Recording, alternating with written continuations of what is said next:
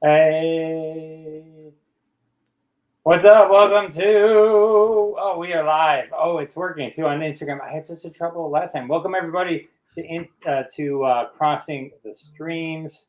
We're very excited to have you here. We are live on YouTube and we are live on Twitch. The one person who watches on Twitch, thank you. Actually, it's not even one person; it's the 0.5 person that they round up for me. So thank you. And then, we are also live on Instagram. We are not live on Facebook because from job I had 4 years ago, I was on a bunch of admins, and those pages were being dicks or something, and so they restricted me. So I got 30 days restriction. So I'm not effing around. I'm not trying to do anything. So because there's literally no one to talk to at Facebook. So I'm going a little dark on Facebook for 30 days, which really it's a good thing. It's not the worst thing. Take a break. I think my page is okay. It's just the pages that I manage things. So I don't want to touch any of that. Because what will happen is they'll go like, oh, no, 30 more days. Those pages are the worst anyway. I hate that shit. So anywho, Jeff, you'll appreciate this though. I have not taken a gummy before your show. What? It's the first time. Yeah, no, I waited till now. Oh, how long does it take to kick in? You got 25 minutes, man, before I get crazy. I always like to shake it up with Jeff a little bit. I like it. Every week he's like, it's my first time. So welcome everybody to Crossing the Streams, where we answer the universal question: what should I binge watch next? I just binge watched something, and now I got to watch something else. Well, you've come to the right place, because between the three of us, Mick, Tony, and myself, we have over 100,000 hours of binge watching experience between us, and so exciting. So I'm going on our Friends of VHS Club show in about a month. I rewatched V, the miniseries. Oh man, that was a good one when I was young. It's still good. I gotta tell you, it's still good. You know what's not good? V, the final battle. It's very anticlimactic. It's very not as good. It's not as good. Like V, the miniseries had a purpose, and V, the final battle is a sequel that they made. And interestingly enough, and I had Kenny Johnson, I can call him Kenny, on my show, who's a creator of V, and he also was a creator of the television show The Incredible Hulk and The Bionic Woman, and so he's done a lot of really cool stuff. And so I didn't realize until like I was doing my research for that he got booted, or he wasn't really part of V, the final battle. So V is his thing. He wrote it, he directed it. But then if you remember at the end of V, they're all like, we're sending a message. Their enemy is our friend. Remember, that was the whole kind of end of V.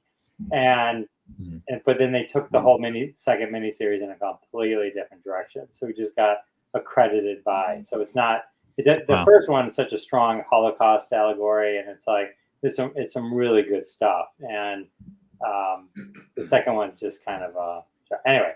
But so there's that. This show is going to be a special show. It's a special show where we're talking only about a couple things. We're talking about. Last week, first of all, if you were here, we talked about The Boys. Zach will be here next week to talk about Popstar, when we talk about The Acolyte. So last week, we kind of did the same kind of thing. We're going to focus in on Deadpool and Wolverine and Presumed Innocent. We'll try and keep the spoilers light, specifically on Presumed Innocent. We will not tell you. I'm just going to start throwing out cameos, baby. We will not tell you who did it. Yeah, but before Deadpool Wolverine, though, we're gonna tell you everything. Yeah, well, I mean, so much is leaked by now, but like, we'll keep it chill. If you put a little banner that says spoiler, you're good. That's true. We can do that. But let's talk about the big reveal, though, when they did that Robert Downey Jr. is coming back as Dr. Doom. What was your first reaction to this? Oh, great! We're going back to the well again. Right? It's like didn't it feel like didn't we play this rodeo before? I mean, he's awesome. No one's discounting Robert Downey Jr., but it's like great actor. I mean, but it's like the whole idea and the coolness to me of the MCU is always bringing in new people.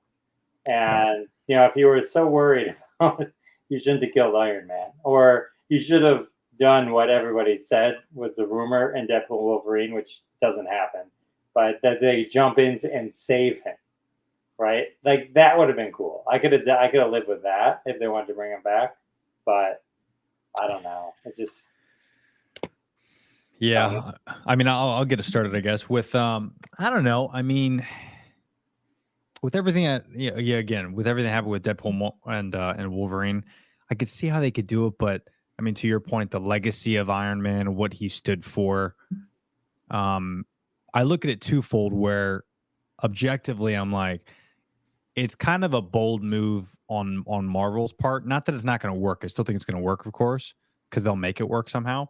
But it's almost like telling the fans, "Hey, or excuse me, I keep forgetting I can't curse on here, Jeff. You can. You can't curse on this fucking show? You can. I don't. It's people make up. But it's like telling the fans, "Hey, listen, we fucked up the last few years. Like, we need help." And Downey saved us. He booted this whole thing before, so he's gonna reboot us again, and he's gonna start us fresh. So it's almost like, I think, a homage to the fans as well, saying, "Hey, we listened to you. We know we suck. We're gonna bring in the best of the best, and that's Downey. Let's try to make it work." So I think that's interesting, but I also think it could be kind of interesting. There's a few comics that came out in the last decade or two where the correlation between Iron Man and Doom is pretty fascinating. I don't know if you followed any of these theories, but like it could be something similar to how Deadpool and Wolverine was, where he's going around, he's looking for variants. Well, the actual, the real Victor Von Doom knows that Iron Man saved the world from Thanos. So if they go this route where it's like he figures out a way to do the Deadpool thing, travel around, look at different variants, and become Tony Stark in some way. And he ends up inventing this machine that does it, and he turns into Tony Stark in the face. So it's like a face-off type of thing, to where he's really Victor Von Doom, but he's wearing the Tony Stark thing. And then in that universe, he destroys the universe as Doctor Doom. But this is like a different universe than what we're used to. And then hit the entire movie, he's like trying to just go around and destroy all the universes as Victor Von Doom, but disguised as Tony Stark.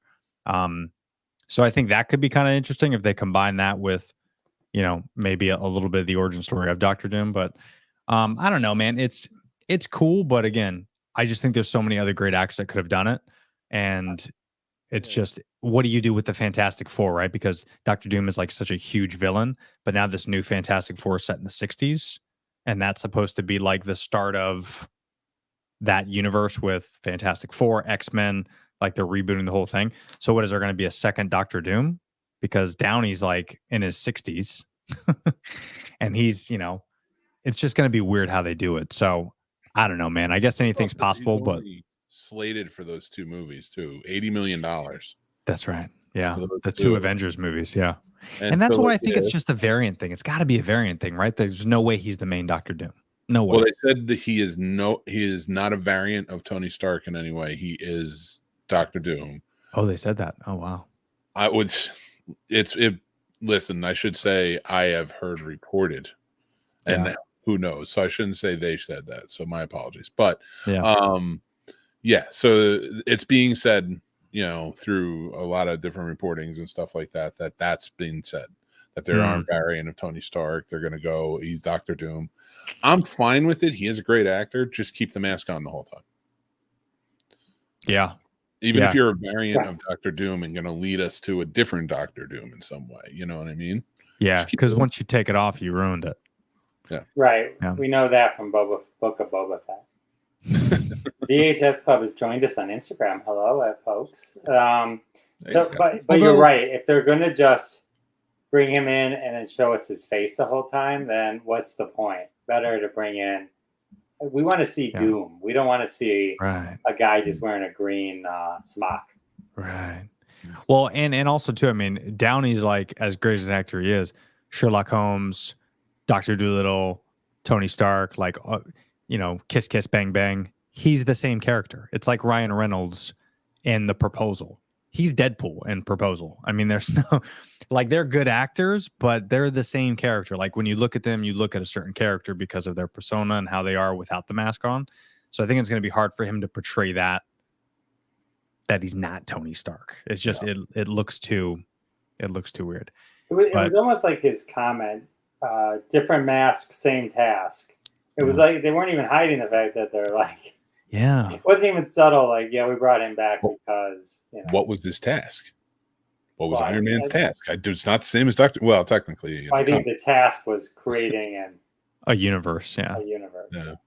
A multi-billion-dollar cash machine. But if he's not in the Fantastic Four, I mean, but Doctor Doom is like, they said he's going to make an appearance, is what I heard reports.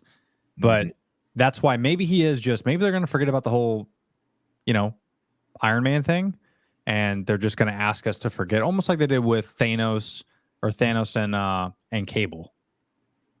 Yeah, I mean, it's like two different characters, even though it's two different universes. Yeah, but still, I mean, I guess. But Thanos was pretty much a cartoon. Sure. I never thought, Josh Brolin. You know what I mean? Like, he brought the character to life, but as like this kind of animated, not animated, but you know what I mean? Like, realistically animated character. I mean, Chris Evans and Thor is probably, or Chris Evans and Captain America is probably the better example. But even though, you got to be a super nerd to understand that Marvel universe isn't attached to the MCU. So it's like, but if you're like the casual viewer, it doesn't matter. Robert Downey Jr. is Iron Man.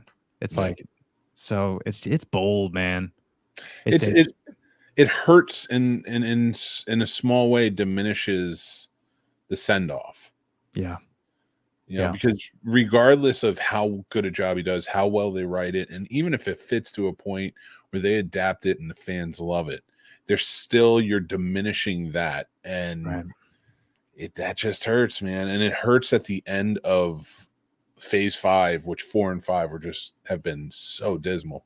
Yeah, it's bad. It's hard to watch, and I think that's why they did it, right? Like that was, I think, what was so beautiful about Deadpool was the only one that could bring back Wolverine and not tarnish Logan, because the opening credits, by the way, the best opening scene in the history. Didn't I tell you that? Before? Dude, you were not wrong. I was watching it the whole time, and I'm like, you're right. It could stop right here. Because Jeff, the week that I said I was going to go see Deadpool, he's like, bro, the first 10 minutes you could watch it, and if it just cuts and it's end credits, you would be satisfied. 100% true. 100% true. Because that's what was so beautiful about like the Logan thing. It literally in the opening it says, how can we get away from not diminishing Logan? Well, we're gonna anyway.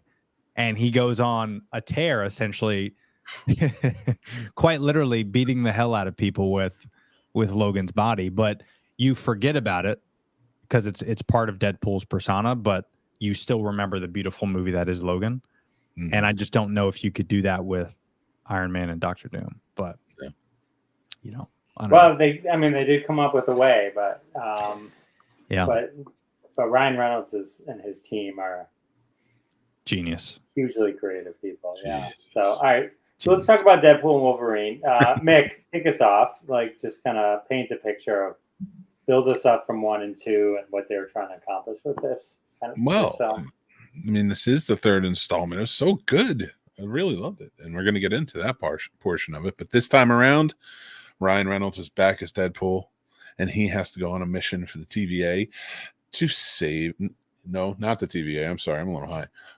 Not the TVA. He has to go on a mission against the TVA to save his universe, and he needs Wolverine to do it. So he and Wolverine set out on a mission to save the universe. I just said that. That's redundant, but I'm not doing well tonight, buddy. I was prepared for presumed innocence. Oh, yeah. Well, we could talk Deadpool Wolverine all day, bro. No. Oh, Yeah. I can talk about it all day, but I don't know how far he wants me to go. He said no spoilers. No, go as far as you want. I mean, like we can if we're gonna talk about the movie. There's gonna be some spoilers. Yeah. Some spoilers, So, yeah. So if anybody wants to say, doesn't want to hear any type of spoiler, right. mute the TV right now. Yeah, that's right. I'll put it up that there's spoilers. Nice. All right. Well, I mean, God, the variance in this, like he abused the variance in such a phenomenally beautiful way. Yeah. Oh, every comic book version of Wolverine. That's a good one. I can talk about that one. I think that's a fair one. Yeah.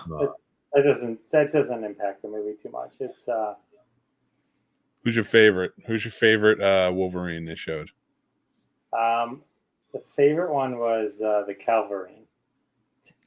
Oh, I like how they had him do the arm bump too from Mission Impossible. That's what I was gonna say. That was beautiful. Yeah, because because he has been fan casted for quite some time, and again, that's something where like if he was brought on as Wolverine, I'd be okay with. Like that. That's just dope. That's he cool. looked like he could do it. It's Henry Cavill still looks amazing, and I gotta say, it's hard to remain straight through that movie, especially the. I mean, the guy is shredded. I mean, there's it's like they make a lot of funny jokes about that as well. I mean, this guy is in shape. Yeah. I mean, he's older. He's older now. It's like if you literally put him up against a 20-year-old, because he's been doing this for 20 years. Yeah. So if you put up the picture of him 20 years ago and now, you can see, okay, he's a little older, but he almost looks identical. And if you just go by your memory, it's almost like he doesn't age at all. Right. And I got to tell you too, to agree with you, Jeff, I've masturbated to him about 7 times today. So I gotta agree on all counts. It is. He was in the costume for some of it, and oh no, he was not in the costume for any of it. Oh. Well, no, they announced that ahead of time. He's in full Wolverine costume for at least 10 minutes in this movie, and it's spectacular.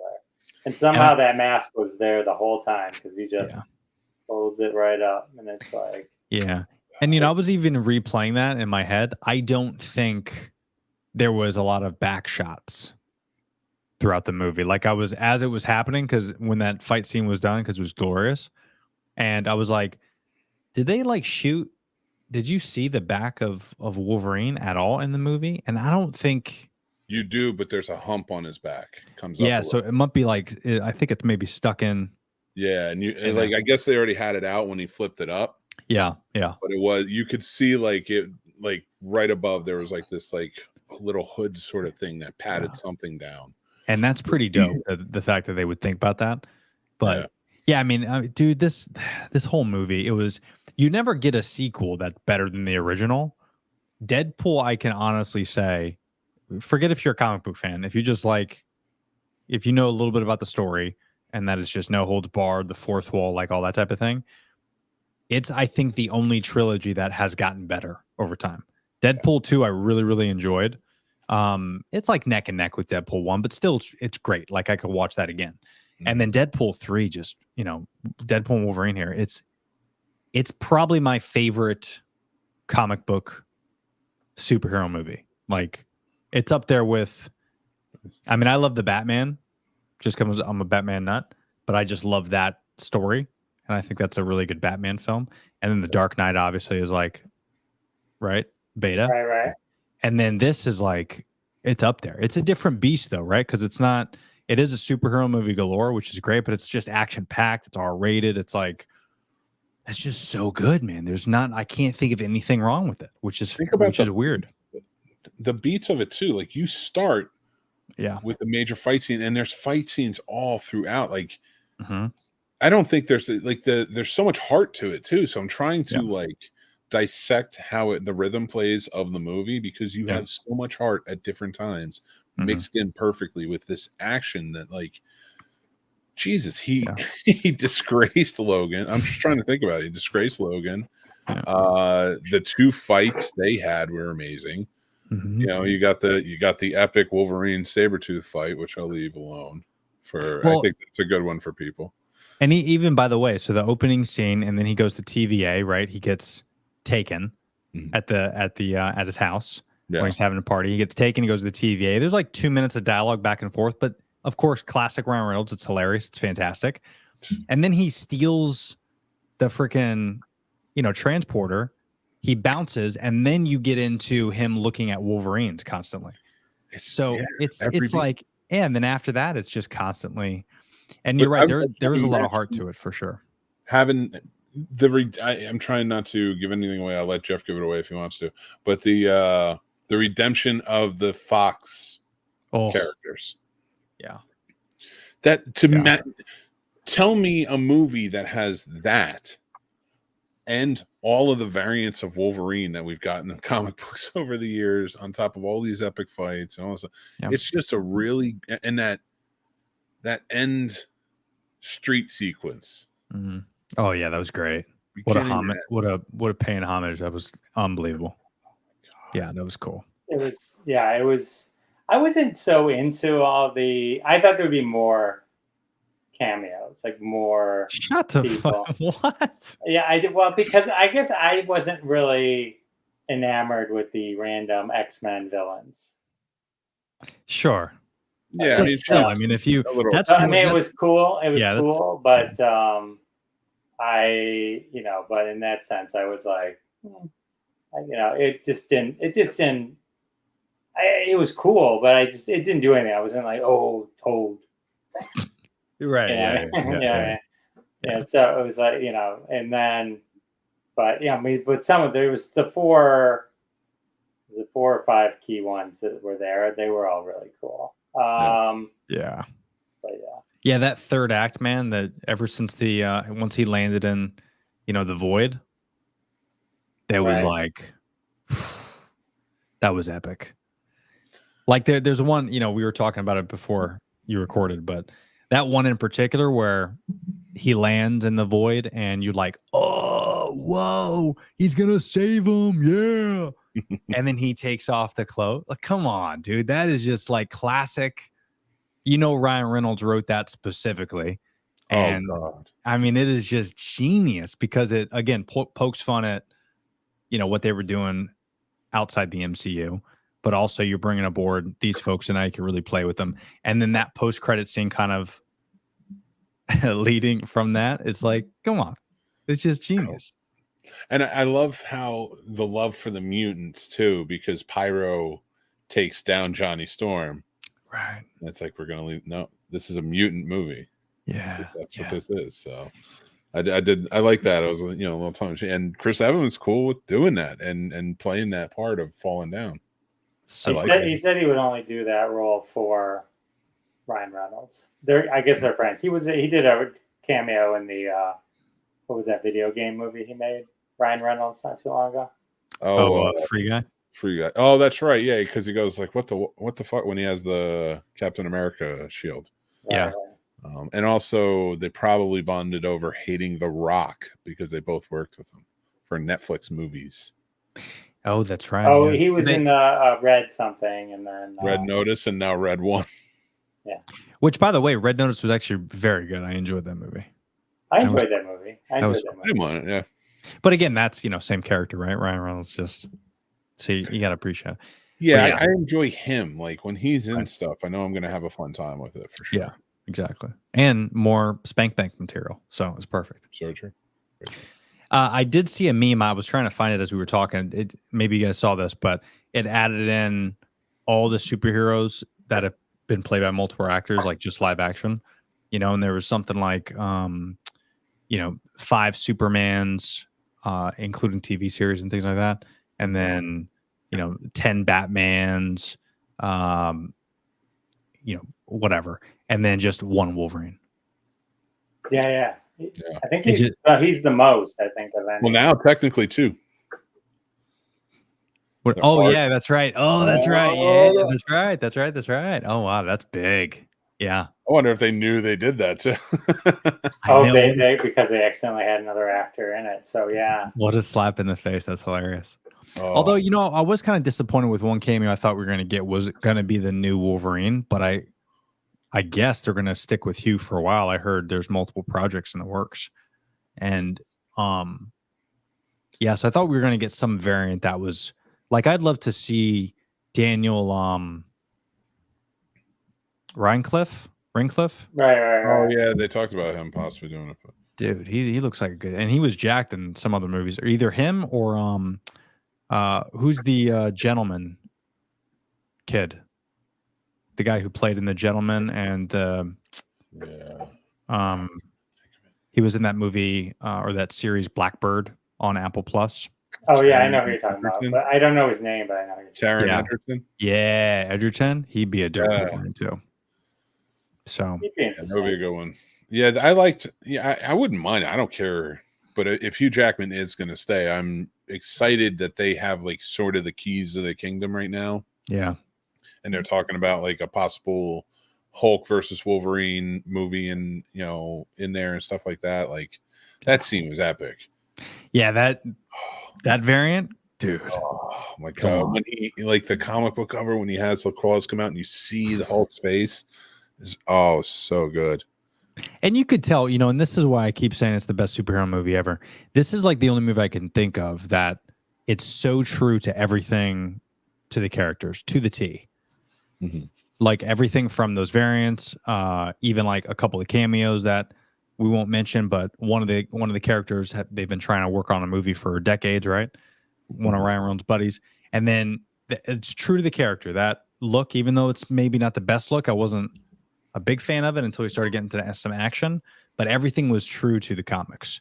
All those variants true to the comics. Like you've seen these shot for shot, and it's impressive. That I can't think of another superhero movie that was so true to the comics and the characters and actually cared about it, Yeah. Which is cool. And his dedication over the years too, to having played it in Wolverine Origin and and knowing it was not the right character, but still needing to do it so he can keep the chance to play the role. Yeah. And then making the short and everything, like just fantastic. He did such a good job. And leaking it. Yeah. Leaking it, yeah. Genius. That's what he said. Yeah, he kind of admitted it, but yeah. Oh yeah. He's a marketing genius too. Yeah. Worth a few $100 bill for sure. Yeah. But yeah, overall, I mean, if people hasn't seen it, you got to see it. You got to see it. And in theaters too. I mean, let's bring back the theaters. It's expensive. It's a waste of money, but there's certain movies that you need to go in the theaters. This is one of them, I think.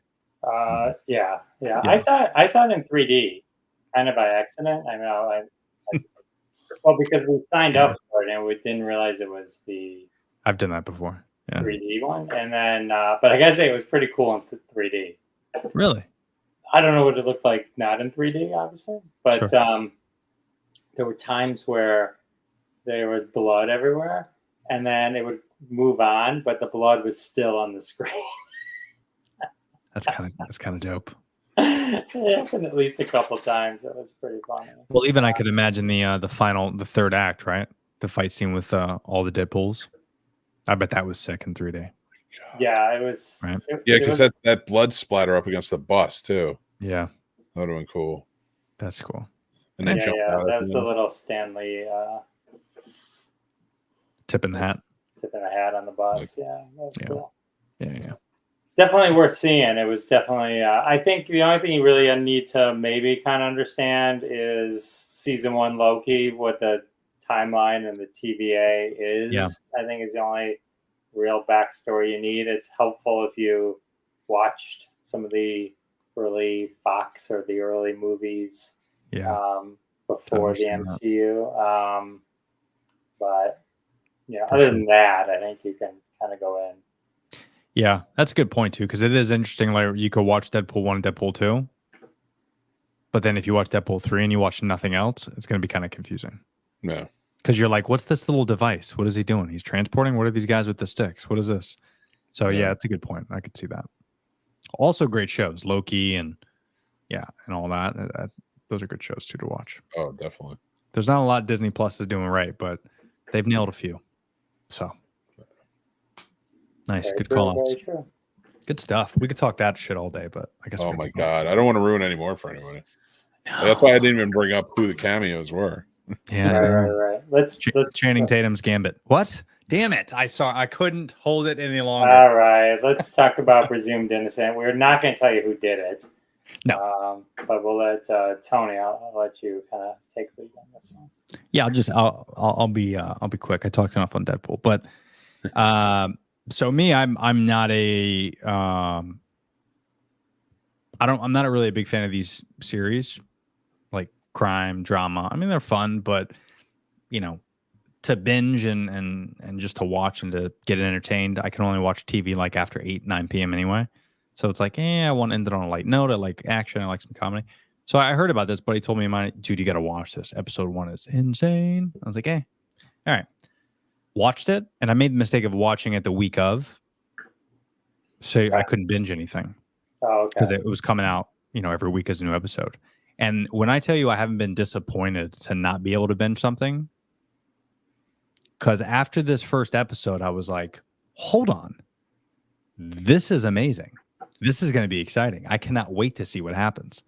And I can't think of another like lawyer drama, like Lincoln Lawyer's good, right? But it's a movie. Of course, Few Good Men. Like these are all great, but they're not fully hardcore nail-biting dramas.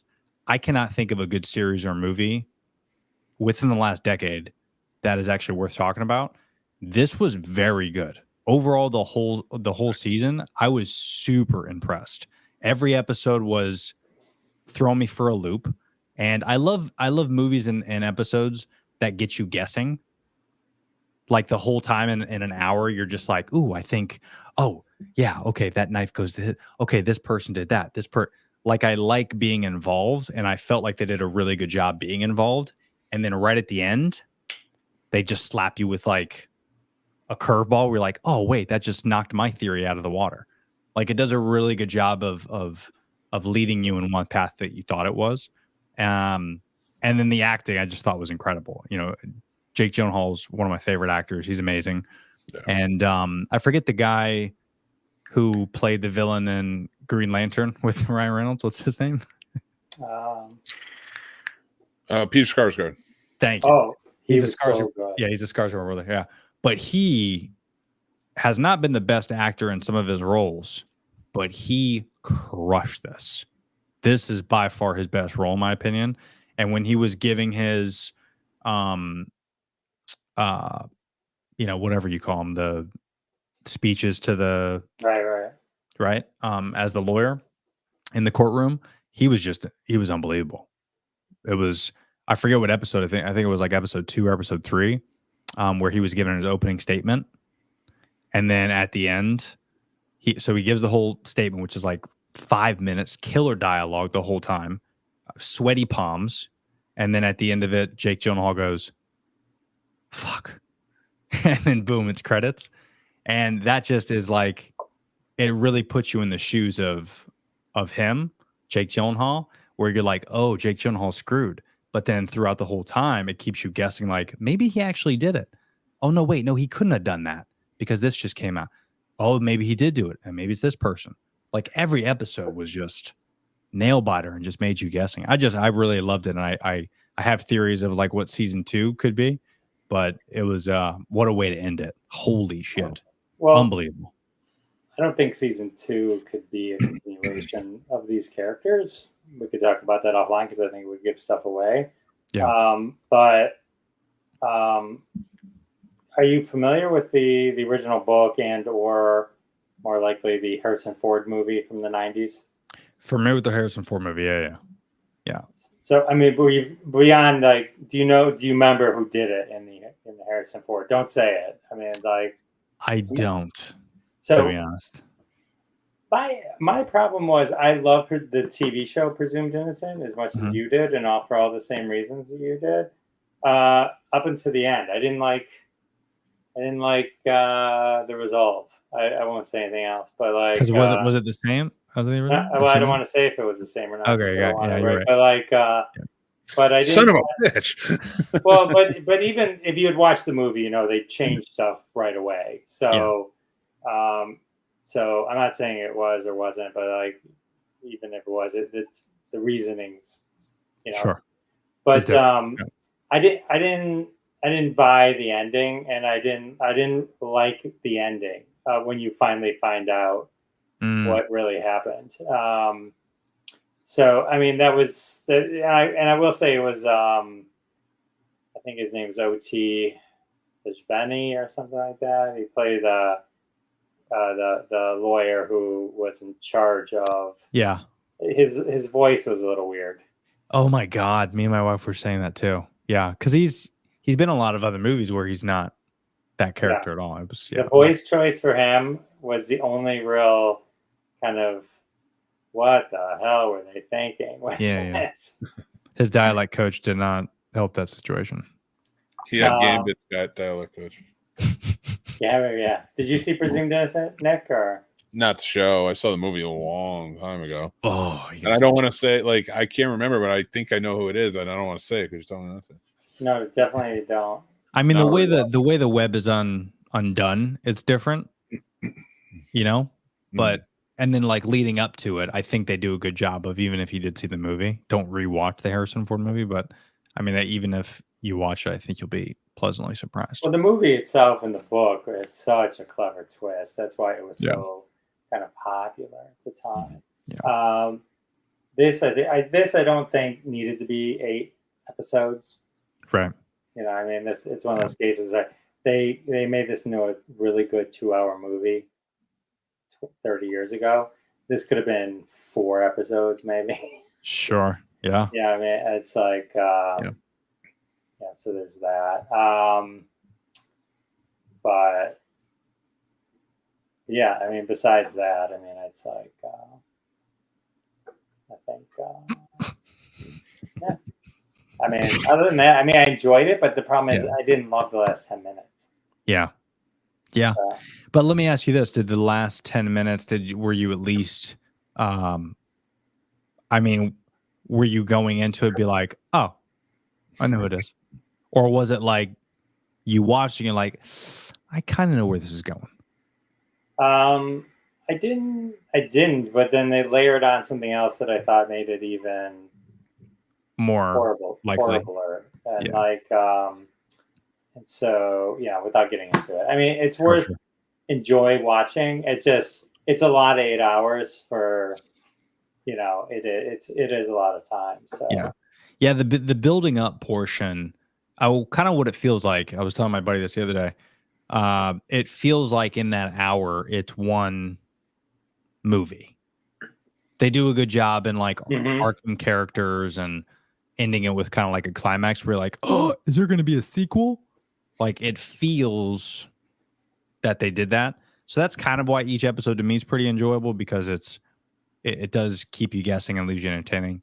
But yeah, I mean, you got to go into it kind of with like, hopefully you haven't seen the Harrison Ford flick, but it's definitely, it's worth the watch.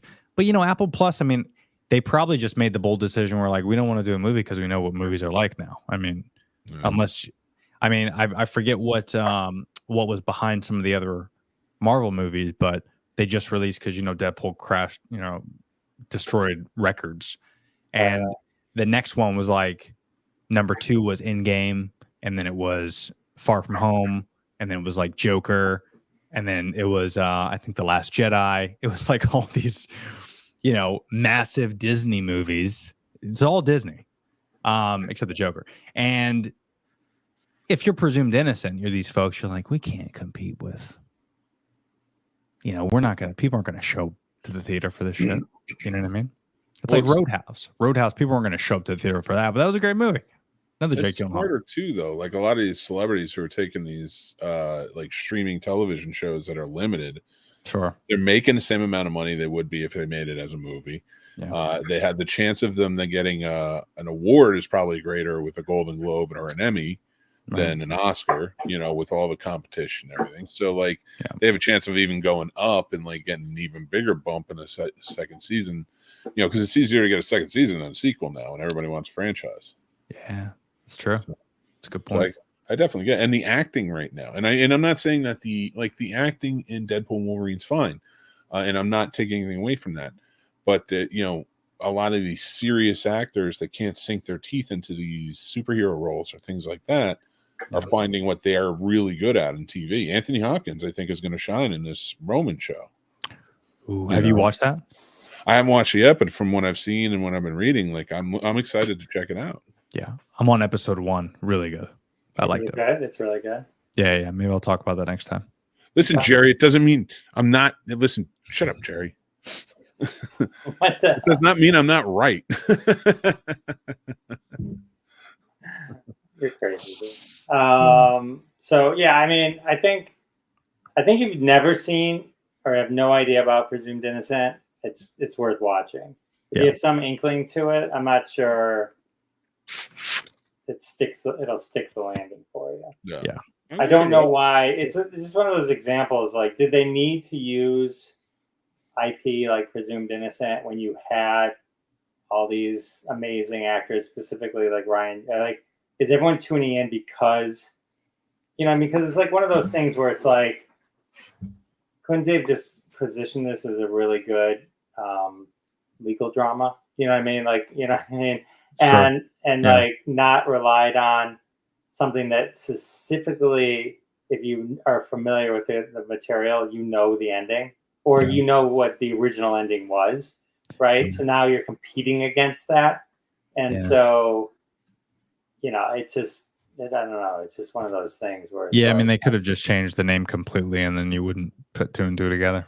Yeah. In fairness, though, I think the draw is like, because Fatal Attraction had a pretty good draw to it, and it's Apple TV seems to be adapting those old thrillers into TV shows now.